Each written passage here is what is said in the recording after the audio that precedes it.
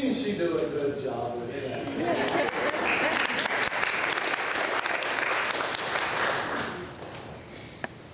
And just so you know, I won't use that first verse at all. So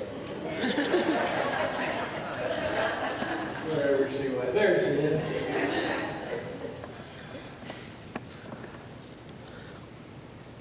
I've enjoyed sharing some of my favorite characters with you, and I want to continue doing that because there really are some interesting characters in our church history, and my page is just disappearing. I hope somebody can find Hosea quickly.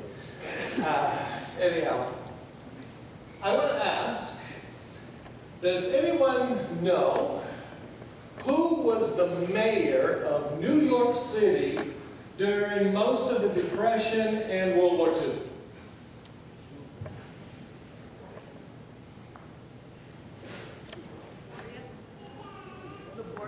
LaGuardia. Very good. How do you know that? The airport. The airport. Yes, so Mayor LaGuardia. The airport in New York is named after him. Now I have a more difficult question. What was his nickname? He had a nickname. Any New Yorkers here?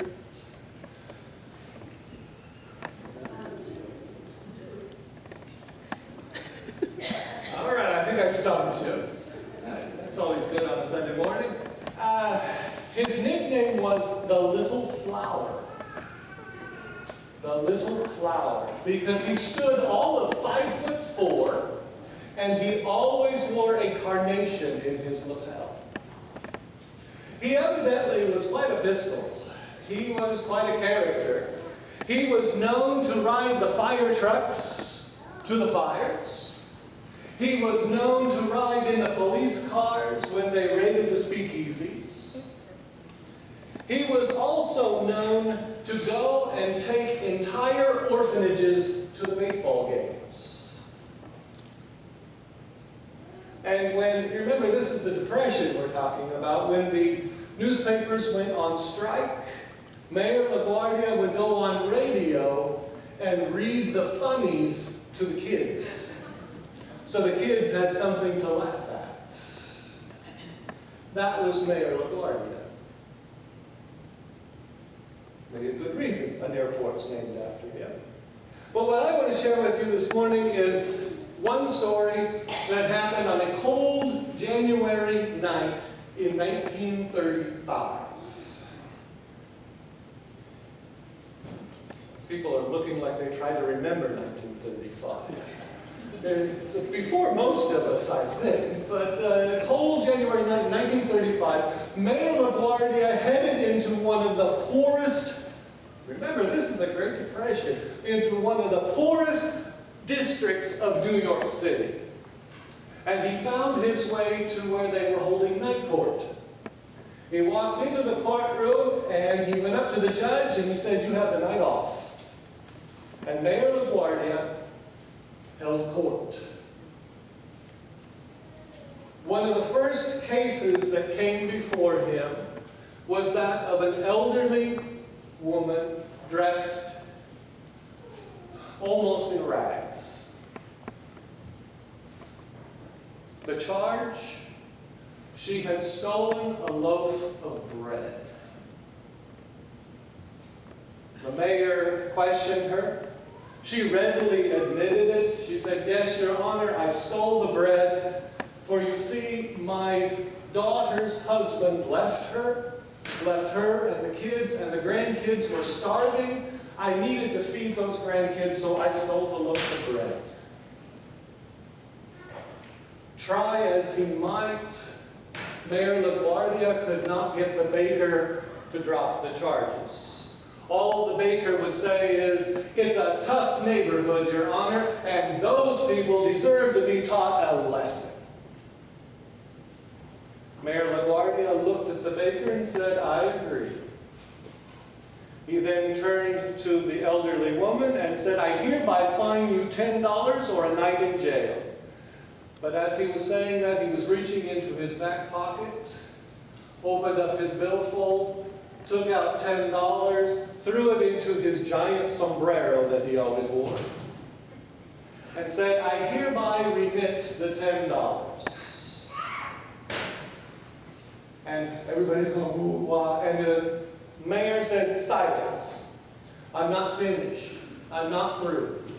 I hereby fine every single person in this courtroom 50 cents for living in a city where an elderly woman has to steal bread to feed her starving grandchildren." Bailiff, pass the hat. They passed the hat. The newspapers later reported that a very stunned elderly woman walked out of that courtroom that night with $47.50 in her pocket. A very red-faced, angry baker also left that courtroom having had paid 50 cents. But it went on. Every petty crook, every police officer, every person who had violated a traffic rule who was in that courtroom, who paid 50 cents for the privilege of being there that night, stood and gave Mayor LaGuardia a standing ovation. Why? Why would they do that? I mean, in the middle of the Depression, 50 cents was probably a good sum of money. And yet, they recognize something, and I think we recognize it too. We recognize justice when it's done. We recognize something good when it's done. When we see it, we recognize it. When we hear it, we recognize it. And that night, the people sitting in that courtroom recognized something good. Oh, Mayor LaGuardia could have followed the rule book, followed the law, and he did. But he went beyond the law book. And he issued justice that night. He followed the law, but he also followed justice. And that is what resonates within us. And that is what we recognize in the story. But it is also what God recognizes too. And that is the whole purpose of this scripture passage that Linda read so well for us today. God recognizes justice and mercy. Oh, it starts out by talking to the leaders of Sodom and the people of Gomorrah. God knew, as did Isaiah, Sodom and Gomorrah had been destroyed in Genesis. We're now in Isaiah. Isaiah is comparing the situation then to the situation in Isaiah's day. And it makes you wonder if Isaiah didn't think that the sin of Sodom and Gomorrah was more of social justice than anything else. But that's a sermon for another day. God is telling the people of Isaiah's day, enough. I don't want your sacrifices. I don't want the blood flowing down my altar. I don't want the fat. I don't want all this burning incense up. It's putrid. It's disgusting in my eyes, in my ears, and my nose. Who told you to go trampling the courts of my temple? Who told you to go do that? I don't want it. I don't desire it. Your long prayers, they're meaningless. They're meaningless. It's empty ritual.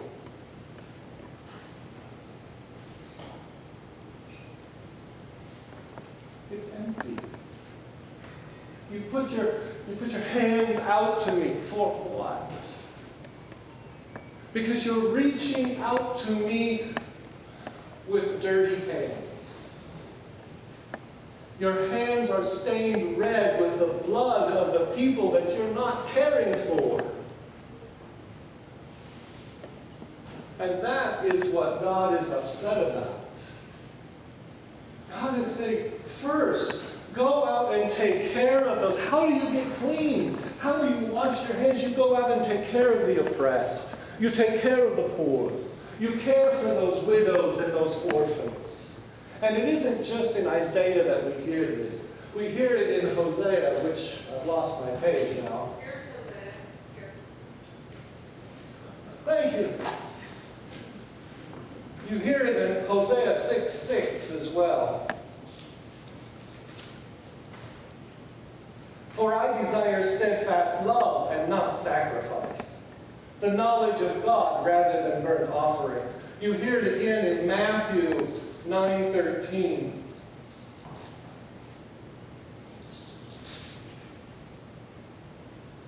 Go and learn what this means. I desire mercy, not sacrifice. This is Jesus Christ speaking.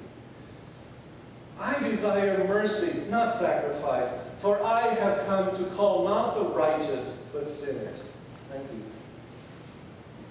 You hear this theme repeated over and over again throughout both Testaments.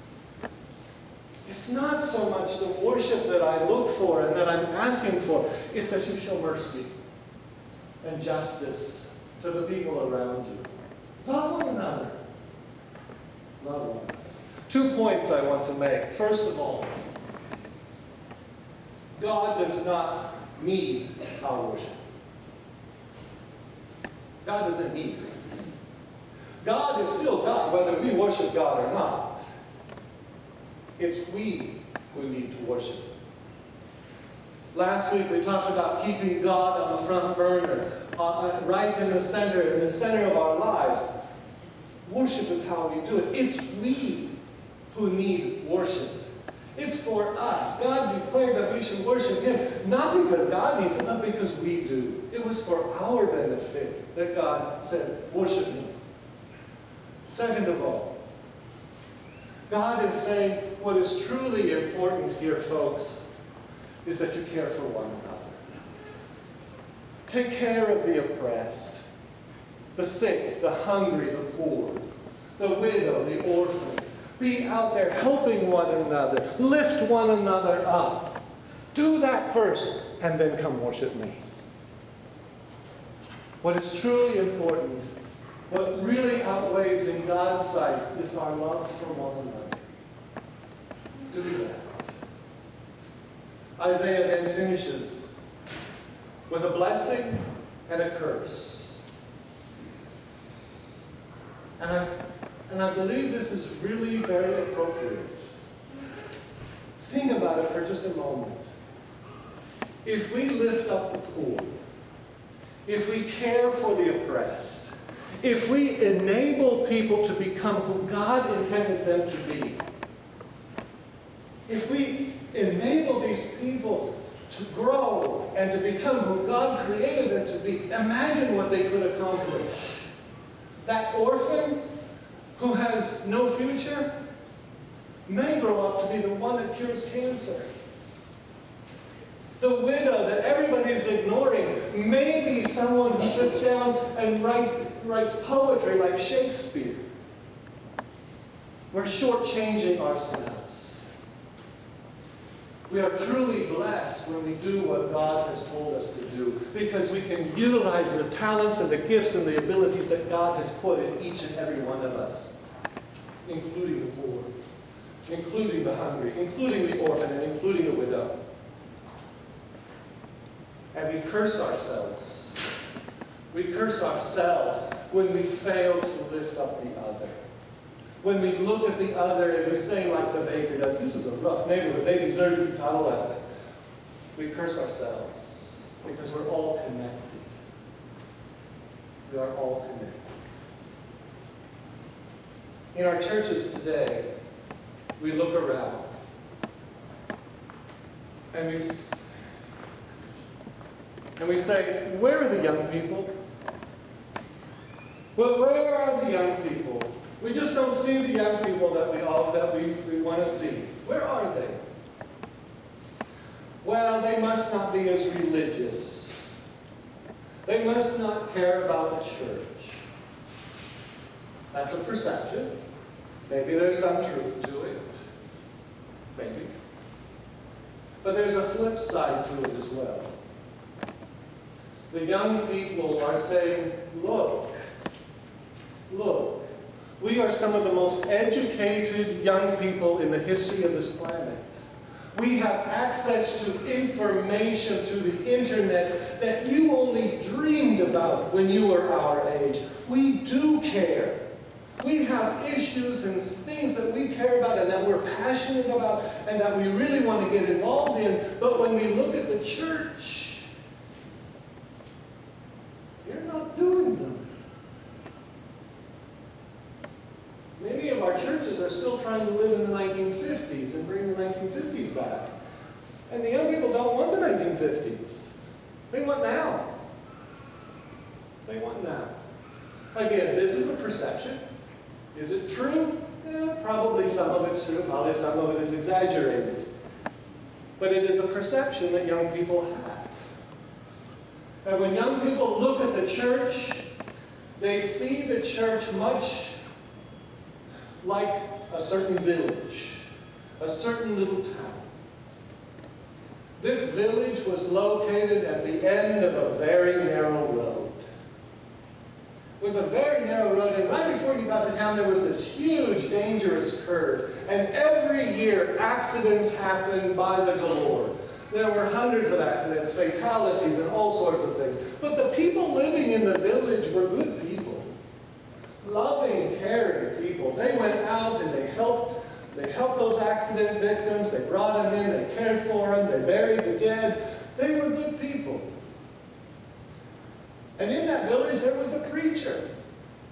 And the preacher preached the Good Samaritan, care for your neighbor every Sunday. They were good people. And they cared for those hurting people, those accident victims, because that was the religious thing to do. Well, then someone came along and said, well, we need to get an ambulance. We need to get an ambulance because then we could care for those hurting people, those accident victims more efficiently. We could do it more professionally. We could be out there and help more people, and fewer people would die. This is what we need to do. And they got together and said, yes, this sounds like a great idea. Pulled their money together, and they bought the best ambulance money could buy. And they went out and they rescued even more people, helped more people, got them off the highways and nursed them back to health. Fewer people died, and the preacher continued to preach the Good Samaritan story every Sunday because this was the religious thing to do. But then someone suggested, what we really need to do is fix the road. We need to go out there, we need to widen the road, and we need to take that curve out of the road. Then there wouldn't be so many accidents. Well, now we run into a little bit of problem, because you see the mayor owns the farm right on the curve. And to take out that curve, to widen the road and to take out the curve, you'd have to eat up a good number of good farm acres in the mayor's farm. So the mayor was opposed to the plan. They went to the preacher, and they asked the preacher about it, and the preacher scratched his head a little bit and said, well, kind of sounds like a political issue to me, and I try to stay out of politics. And most of the people agreed with the preacher. And so the plan failed.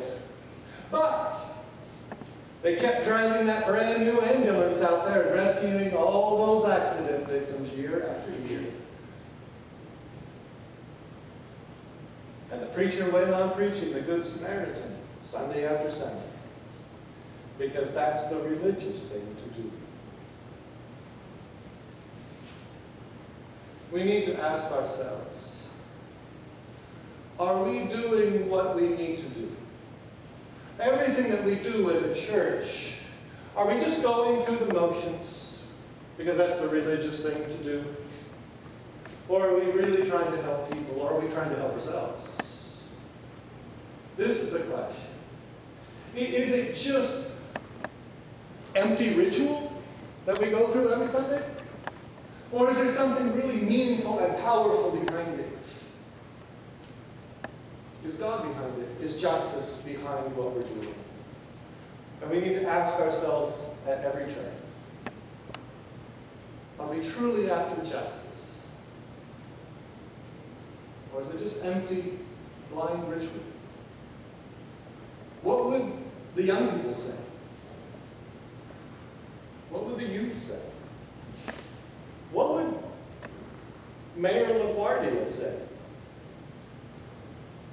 Most importantly, what would God say? What would God say? Do justice. Love one another. So Jesus taught. Let's do it. I challenge you. Amen.